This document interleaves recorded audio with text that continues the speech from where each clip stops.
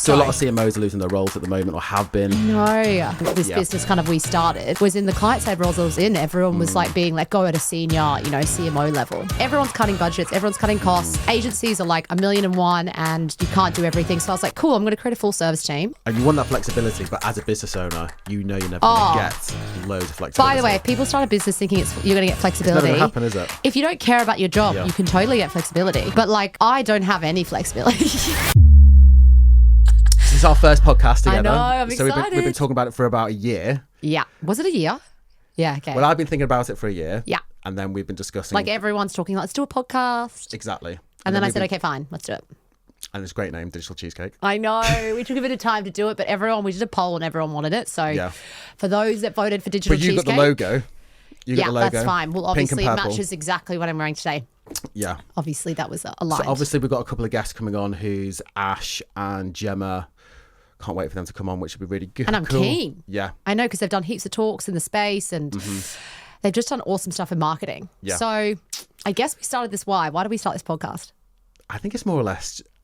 Why did we start? Why did we? Sorry. Yeah. Did I say I? Why did we? I think I don't think there's enough availability of like helping people out in marketing, digital careers. I think also it's so stressful at the moment. Everyone, and this is what you've got with like, you've got that big community of everyone. Yeah. Everyone's just got questions they need help with. And like sometimes I just talk people in the group being like, but what's really good is that you're super helpful in the group. And that every time someone's got a question. I like talking a lot. But you've got, every time there's a question, you're there with an answer, which is really good. Usually, I don't know if it's always the right answer, but I'm like, all right, yep, talk to me. But I agree with you. Everyone is stretched. Everyone has got loads of challenges. So, and I think why I want to do the podcast with you, I think it's because we complement each other quite well in terms of what we're doing. Obviously, we work together. Speak a lot and we never stop talking, and I probably cut you off. But exactly. But that's okay. That's okay. I don't mind. But I think with the whole leadership thing, there are a lot of leaders out there who are super interesting. And it's about getting all that juicy. I know, because there's other podcasts that do it, right? But I'd want to get everyone from different levels being like, what is the actual stuff that people are struggling with that they need? Because also we talked about this, but in other podcasts, but it's really hard at a senior level to have any like support, you know? And then I'm not going to go to someone on my team, I'm really struggling with X that's like reporting into me, because they're going to be like, you should probably know the answer. And then that's why they're bringing you on board. Yeah, true. I'm like, here's the answer. But yes, it's kind of all that piece, right? So a lot of CMOs are losing their roles at the moment, or have been. I know. Like that's where I worked another client side, which is why starting this business kind of we started was in the client side roles I was in. Everyone was like being let go at a senior, CMO level. And I was like, what were you thinking? Because we were chatting earlier this year. Yeah, was that early this year before I started it? Yeah. Oh my gosh. Yeah, it was crazy. So we were chatting, so I got married last year, and then we chatted at the end of the year, and I was like, okay, should I go CMO? Should I do this? Should I do that? And then I was like, well, I'm really passionate about, I'm going to leave this company, and I'm really passionate about this area. And then I was like, I think these are a few ideas. I think I talked about different business ideas with you, and then I was like, you know what? We had a chat on video, and then you had loads of ideas. I was like, which avenue do you want to go down? But I think you had a bit of time. You had a bit of time where actually I'm going to do this, which I knew like the opportunity in the market. I was like, everyone's cutting budgets, everyone's cutting costs. Agencies are like 1,000,001 and you can't do everything. So I was like, cool, I'm going to create a full service team. We're going to do everything for the client end to end, and we're going to just produce results half the prices or whatever. It's been tough, but like in a good sense, and we started it. But I've like absolutely loved it. So for anyone who's listening, and this is one of the questions that we were talking about before the podcast, there are lots of people in the last 12 months who've lost their job as CMOs, digital directors. You've had the likes of Body Shop, Matches Fashion, loads of people lose their jobs. I know. People have been getting jobs. Yeah, they've been getting jobs positively from a positive point of view. But there are a lot of people who come to the end of that process and thinking, what's next for the next 10 years? Am I actually going to do another 10 years being a CMO? Or do I want something which I have more time for myself, and also... Where is that? More time for yourself? Potentially earn more money. Because if you consult, you can pretty much earn double. In terms of day rates. You can, right? But everyone says, I'm going to go be freelancer and stuff. Like, that wasn't my goal to be like, I'm going to earn more money. It was like, I want to work with a good team that delivers good work, blah, blah, blah, blah. If you don't go that way and you want to earn more money, like I found that when I started this business, everyone was like, oh my God, how are you going? Like, no one's spending any money, which I realized they are. Was that your friends or like ex-work colleagues? Agencies that I spoke with, because I was like, first thing I want to do is like meet people in the industry, connections, people like, and that is what London is awesome for. Like coming from Australia, you have the amount of people, especially when like all this market's changed, people losing jobs, people start so many new businesses. I just went to like startup pitches, kind of like industry events in like the middle of nowhere, met people, and they were all like, yeah, it's the best thing is you're meeting everyone, amazing, but like you're kind of starting from scratch. But I kind of realized, I was like, this is the coolest part about it. It's like, I'm making friends with so-and-so who's built X, Y, and Z. And like, you kind of are a bit blown away with that in that essence. What, in terms of meeting the people? Famous, really good business people, that sort of thing? Or? Not famous, just like, absolutely not. That was not what I was getting at. But it was more in the sense of like, I was like, wow, you're building like this, you're building an insane network, which you've done yourself. We're not going to talk about me this whole time, but you built an amazing network as well. Like, and that was what we talked about before. And that's what it was built for, you know, to make sure that people do have that mechanism of going to their peers and going with a quick question, you know, coming out of a board meeting, and then the CEO is literally on their back and they need an answer to something. They can literally put a question in the group or have an off-the-cuff conversation with somebody and just get the route to get the connection. I think people are getting more open with that now. Like, and I think asking the questions, like it's not dumb questions, but asking those questions you feel uncomfortable about. Like you created WhatsApp communities, which communities is a big topic, right? Being able to speak with customers about it. Yeah. But I think, so when I started the business, I was like, whoa, this is amazing. And everyone was kind of like... Just to take a step back, why did you... I'm like, let's not do it. Instead of not going and get another CMO role, client side, and a lot of people are doing this, they're going down the contracting route. You know, we'll interview somebody soon, Ash, who's got 7 clients on the go, which is amazing. Yeah. So, and a lot of people are doing it. So what made you think, actually, screw it, I'm not going to go client side again. I'm going to go down this route. I'm setting up my own agency, get my own clients and go down I'm not going to lie. I looked at all options. Like if I was to say, oh my God, it was my dream to do this. And some people say, oh my God, are you so proud that you run your own business? That was kind of not what I was going down the route. So I absolutely love client side. I think it's great. I think the roles and the markets have changed and there's a different need. Like when I was like going and talking to you about CMO roles and all that kind of stuff, I was like, the market is going to be totally shaken up. Like there is less CMO roles. CMOs are being fired, being fired or restructured. They definitely are critical, but there's a journey. And I was like, I think there's an opportunity where everyone has restructured businesses and gone, cool, we're going to do everything internally, get rid of agencies. Which actually I did that as well with my old job. Yeah. And then I was like, actually, I need experts and I need really good, talented people. So you brought it in-house? Yeah. So people, most businesses, a lot of them did, like Amazon, Loads everyone. Of people doing that. They're like, let's bring it in-house. Cool. But then I was like, yeah, I think that makes sense. But you still need a solid agency partner, like we're going to have with this guest that we want to talk about is you need a partner because you're coming as a CMO, you need to have key partners. And I think if budgets are being cut, CMO roles are pretty much there and fair for you in between.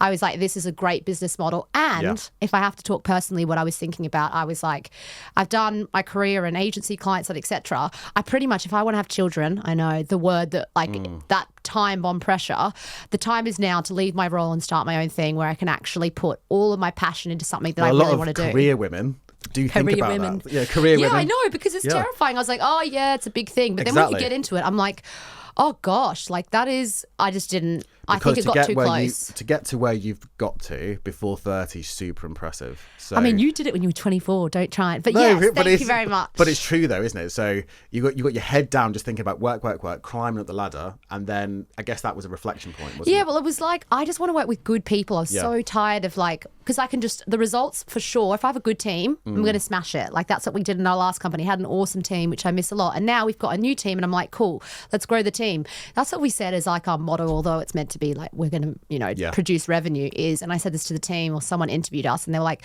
what's your thing for the business? And I was like, I just want to work with I just want to have a really good team. I want to have an awesome time. And then like, pretty much my team will want to work really hard. We're going to have a really good time, etc. So I was like, if I build that, I'm pretty sure we're going to work with one really good people. And we're really kind of, I say lucky, but like everyone says this, if we've got not a great client who's like really abusing the agency model. Have you binned any clients? Oh, totally. Yeah? No, I haven't binned them, but you kind of decide in a really nice way. You're Step away. And I had this to me when I had an agency. And they were like, I loved them. I'm going to name drop them M6 because I think they're actually an awesome agency. Yep. And they're under the big group. But the person I had, his name was Tom, and he was like the account director on the whole thing. And I pretty much worked them to the bone, like the agency, which I kind of was like, we were a big corporate, company that we needed to have an agency. To, I guess. So you did your job. But, agency models are like, you can't be working every single hour. You should be knowing that you need to have really smart people and they know how to be better at their time. But like with this one, they were just like, you are too enormous for us. We love working with you, blah, blah, blah, blah. Like as in the company's got too many products, etc. You'd have to spend X. And I was like, and he kind of broke up with me, but I was kind of like, fair. I respected him. He taught our teams internally how to do it, and we moved in-house. And so I was like, that was a great way with breaking up with me. And so so they broke up with you? They kind of broke up with me, but in not a bad way, because they were like, we want to do everything, but you've got to spend X, Y, and Z, which is kind of with some of my clients. The tough ones are like, we want you to be everything in the detail, and then we're all like dead and drowned, and we're like, we're not actually making any money out of it. Like we really want to help you, like no doubt, that's what we want to do. But then like we're like, it's that ongoing conversation about stretch budgets, isn't it? I think you just need to like position them in the right way. Most of the time our clients are fine. Like realistically, it's kind of our fault if we haven't said this is actually how many hours you need to do. But in this market, you kind of want to be like, this is the stuff you need to do now, and then you build it up later. So, but that's what loads of people are doing. They're getting rid of the big agencies, and they're bringing either smaller ones in or one man bands who can specifically just do. I know you're trying to like promote me. No, but I'm just trying to think. That's exactly what we're seeing. Or bringing it in house. So there's so many different trends. An element of both. Like some businesses need to go in house, which is why we offer free training, and that's not like a sale promo. I'm like, we do it because it fundamentally, you cannot have an agency for everything. It's way too expensive. Like for a business, you can't have an agency for everything. For creative, like digital campaigns, everything. I think agencies are crucial in like obviously recruitment, all these different areas. But us saying like with the evolution of creative content at the moment, you need a creative agency to tell you like what content you need to create. For example, podcasting, right? Like you're probably always have, you're always going to have an agency to do that because that's technical skills. But maybe like behind the scenes content, you can have someone internally do that. Like you don't need to pay an agency X, Y, and Z for every single item, but there's stuff where you always need to have them, and there's stuff where you don't. So like I think being client side and both, I'm like, honestly, it's better you do that in-house. And we've had that with some clients. We've kept mainly all of them anyway because we're full service. So they might be like, let's do a website. And we're like, cool. So yeah, I think ultimately it's like a mix of both, but it's tough with some clients because they're all really stressed. All the clients, like a lot of them are stressed. I feel like everyone is tired, stressed. Are you getting Burnout. Are you getting emails late at night on a Sunday? Actually, no. You're not. I'm getting WhatsApps. But I don't mind that. I want people to email me, call me whenever they want. But you can tell people are working longer hours. People are doing a lot more. I feel. Actually, I got some good advice from my business partner Felix. What's he saying? Well, I know you're like, tell me the answer. And my team are really good at this because I'm probably someone that will just keep working till I stop, and you're the same. Yeah. But I've had, not burnout, but I've probably had to the point where like I've lost the motivation for a day and I'm like, I'm exhausted for the next week. So you wake up late and then just thinking, I just can't be bothered with today. Oh, it's not even, I've never, like I'll have to do the day and get there. But I know that like, I'm not efficient and productive if I am being burnt out that night. Like if I want to be really like with my old job, I was working till like 1 a.m, all that kind of stuff. And I was going in and building a team and everything, but I probably got like my key core 3 things done. Whereas now I can get 10, 12 things done in the day if I stop at a certain time, like let's say 6 or 7 rather than 1 a.m. And then I can get up again, go to the gym and then push through all my tasks. I think I learned that from like, Felix was like to me, you've got to stop texting me at like 10, 11 o'clock, 12 at night. Like I put my phone on silent because he's like, I burnt out. So is your phone personal and business at the same time? Oh, totally. I can't have both. It's inefficient. I know, it's weird, isn't it? Do you have 2? No, I've got one. I've got one. But it's always buzzing. I mean, yours. I saw it before. I was like, I put mine on silent because I can't be present. I can't. Like, as in, that's bad because my clients know. But that's why I can't be present because it's always buzzing. You know, it's always going off. I could text you and I could get you. I literally could get you at any time within a second. But sometimes when you don't reply, I'm like, what's he doing? The reason I'm not replying is because I'm having a beer. Oh, you notice it's on a Friday when you message me. Yeah, that's nice. It's Friday. I'm having a beer. Well, that's your thing. What time is that? That's my thing. So I work pretty much Monday to Sunday. I know, it scares me. And Monday to Sunday? And Saturday is the day off, and Friday evening. So Friday evening is where I spend it with my wife, have a couple of beers, have a movie night. And then Saturday is just literally walks and chill.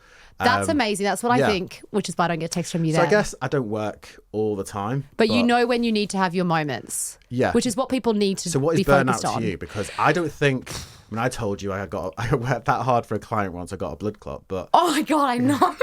But I was like, that's I had to be hospitalised. I know. But what does burnout mean to you? Like what? Well, we're actually working with a client that's mental health, and burnout is purely like, and we, again, interviewed the psychiatrist, all that kind of stuff.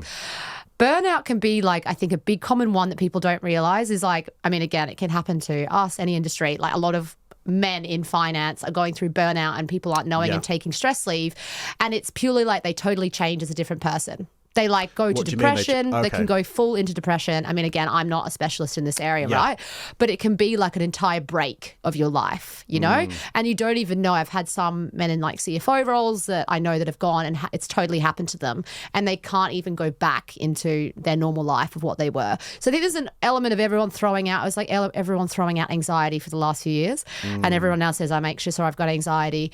And now the word burnout is coming out, which I think is like you need to be really smart with giving yourself time. Like I sleep in on, and I got told this is someone gave me good advice, but they were like, sleep in on Wednesdays. On Wednesdays? Why on Wednesdays? Just Wednesdays. Wednesdays are a hump day, maybe because you're getting through the rest of the week. That's true. And I choose that I'm not going to get up at 6 a.m. to exercise, and like I'm going to sleep in till 8:30, which I've never done in my life. Like that freaks me out.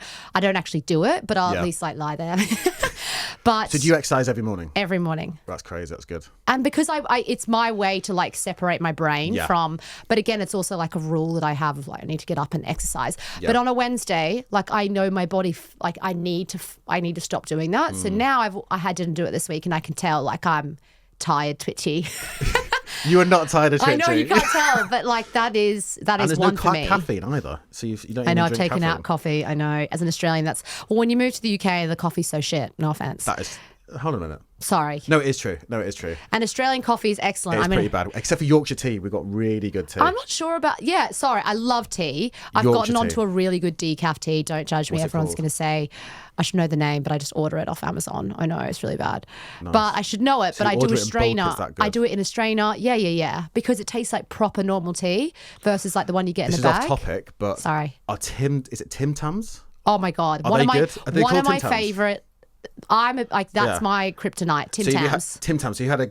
So is that the dream? It's funny how you wouldn't say something else because there's so many others, but Tim Tams, with a cup of tea, dream. Is that good? Oh, no one. That's indulgent. That's indulgent. Okay. Australians, because here when I moved here, I was like, what is with everyone having penguin biscuits? I think you've got but everyone has a bigger sweet tooth here. Everyone in Australia's like up exercising, like it's like a million miles an hour. Well, I live in the Lake District, so every place has got sticky toffee pudding and lots of cake. It's like the cake country.